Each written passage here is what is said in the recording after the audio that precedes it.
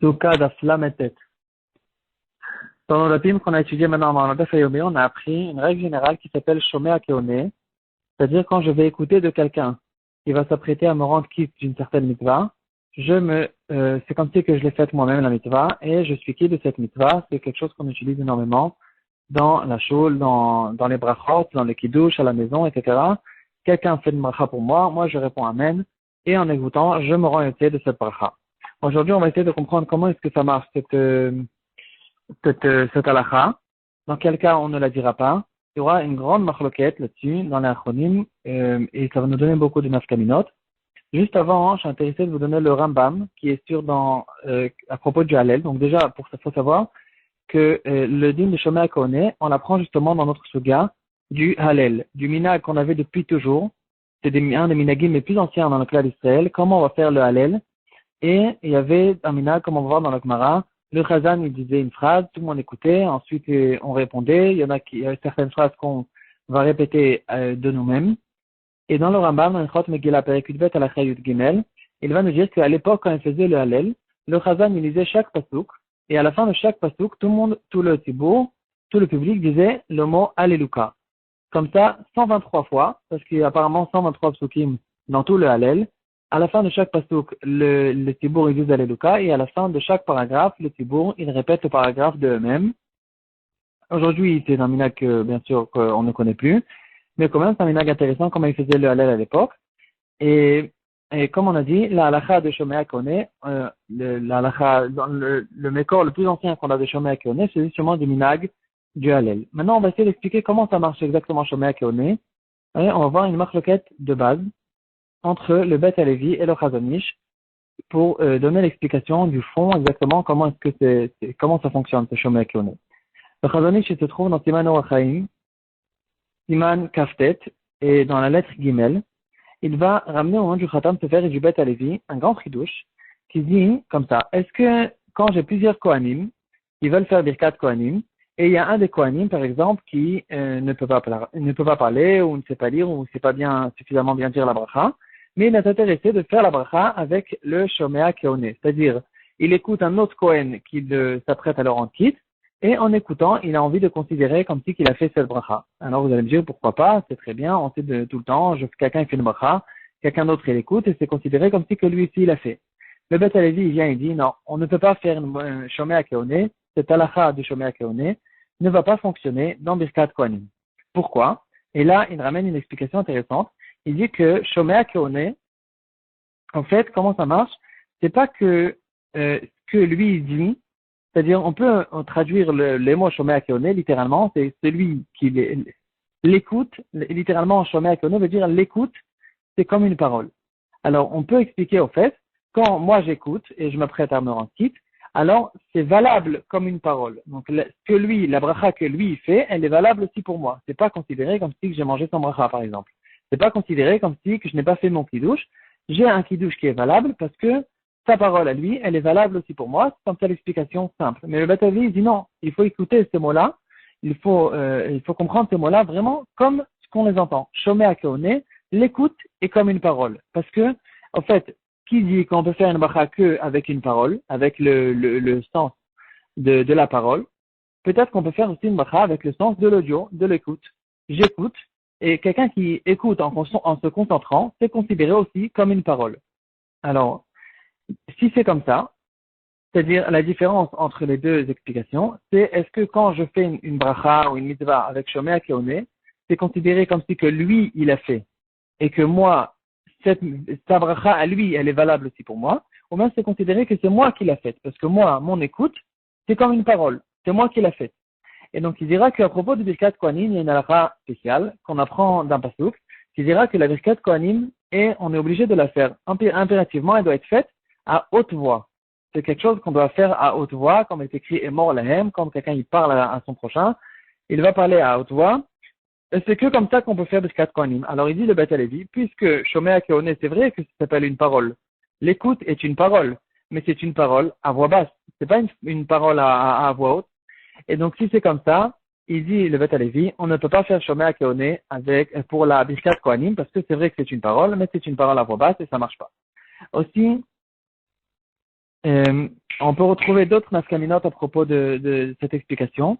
Le Chazon Ish, il va expliquer que le Chazon Ish, lui, par contre, il explique comme la deuxième possibilité.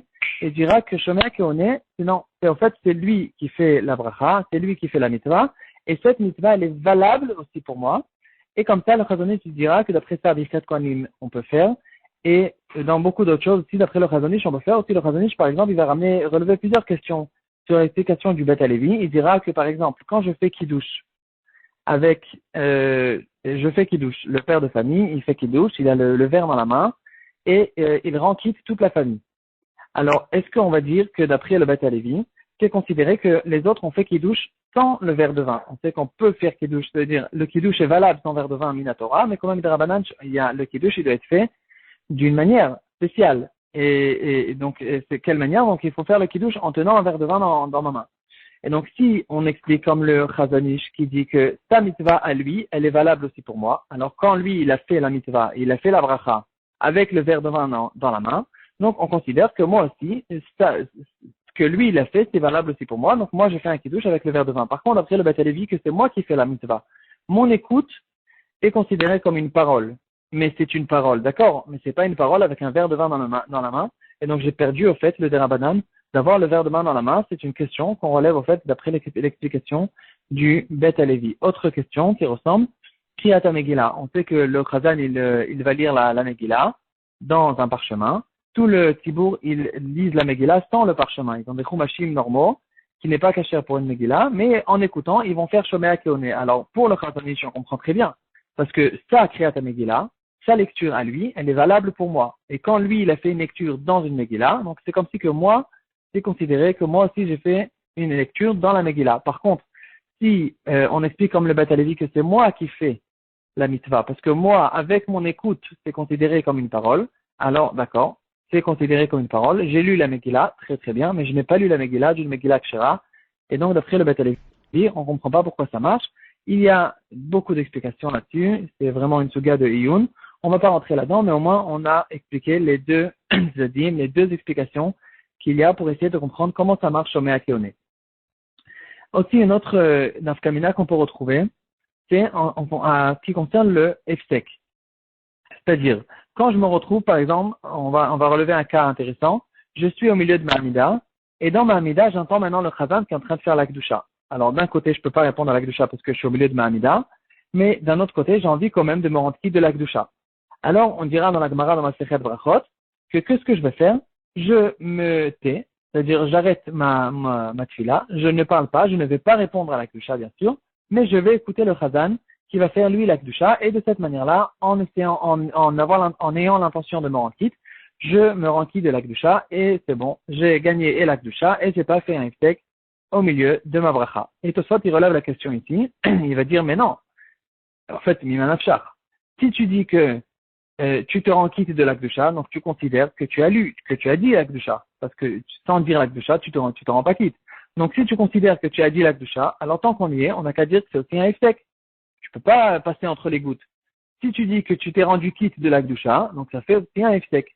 Comme ça, Tosfot il demande, et en fait, ça reste une machloket, Rashi et Tosfot, est-ce qu'on a le droit de s'arrêter au milieu de la Hamida pour avoir l'intention de se rendre yoté du Chazan qui lit l'Akdusha? En fait, cette machloket-là, apparemment, ça peut dépendre en fait de cette rakira-là qu'on a vu, de cette machloket entre le Bet Alevi et le Chazon Ish, à savoir, est-ce que Shomea Keone, c'est considéré vraiment comme une parole, ou bien c'est pas considéré comme une parole, c'est considéré que ce que lui il fait, c'est valable aussi pour moi. Il y a une très très belle explication de Raphaël Kanevski dans son livre qui s'appelle Siach Hasadeh, sur le chat. Il explique qu'en fait, la raison pour laquelle je me rends quitte avec un Chazan, quand le Chazan il va lire quelque chose et moi je me rends quitte du Chazan, ça marche, et Shomea Keone aussi d'ailleurs, ça marche avec le chidouche de la Torah, Shlichut. C'est-à-dire, je peux faire un envoyé j'envoie à quelqu'un d'autre pour faire quelque chose pour moi. Par exemple, j'envoie à quelqu'un d'autre pour pour marier une femme pour moi, etc. Donc, il y a beaucoup de choses qu'on utilise avec Shlichut. Comme on dit, Shaliach Tibour. C'est quoi Shaliach Tibour? C'est en fait l'envoyé du Tibour. Donc, avec la lacha qu'on a retrouvée dans la Torah qu'on peut faire Shlichut, on apprend de là aussi que quelqu'un d'autre peut faire quelque chose pour moi. avec cette halakha de shlichut. Alors, dans shlichut, on a une halakha spéciale qui dira, en shaliach lidvar avera. On peut faire une shlichut que pour une mitzvah ou pour quelque chose de neutre, comme un kinyan, une acquisition, etc. Mais une shlichut pour une avera, je peux pas envoyer quelqu'un d'autre pour faire une avera pour moi, parce que lui, il n'est pas censé m'écouter à moi, il est censé écouter Hachem qui a interdit cette avera. Et donc, on ne peut plus considérer qu'en fait, c'est mon envoyé à moi, c'est son propre envoyé à soi-même, et l'avera sera sur lui-même, sur l'envoyé, pas sur l'envoyeur. Alors, il dit, le Rav Chaim Kenievsky, si c'est comme ça, c'est la même chose pour cette personne-là qui écoute la Kedusha, et qui se rend en quitte de la Kedusha avec les mots du Chazan. Donc, il se rend quitte, c'est vrai qu'il se rend quitte de la Kedusha, mais ici, on faut faire attention parce qu'il y a là-dedans deux parties. Je suis en train de faire une mitzvah d'écouter la Kedusha, de dire la Kedusha, et d'un autre côté, je suis aussi, entre guillemets, en train de faire une avera, de faire un heftek au milieu de la Hamida. Alors là, je peux dire que, ici, en ce qui concerne la mitzvah de la Kedusha, je me rends quitte du Chazan, parce que le Chazan qui me rend quitte, il me rend quitte avec la halakha de Shlichut. Donc je peux me rendre quitte pour la mitzvah de la Kedusha.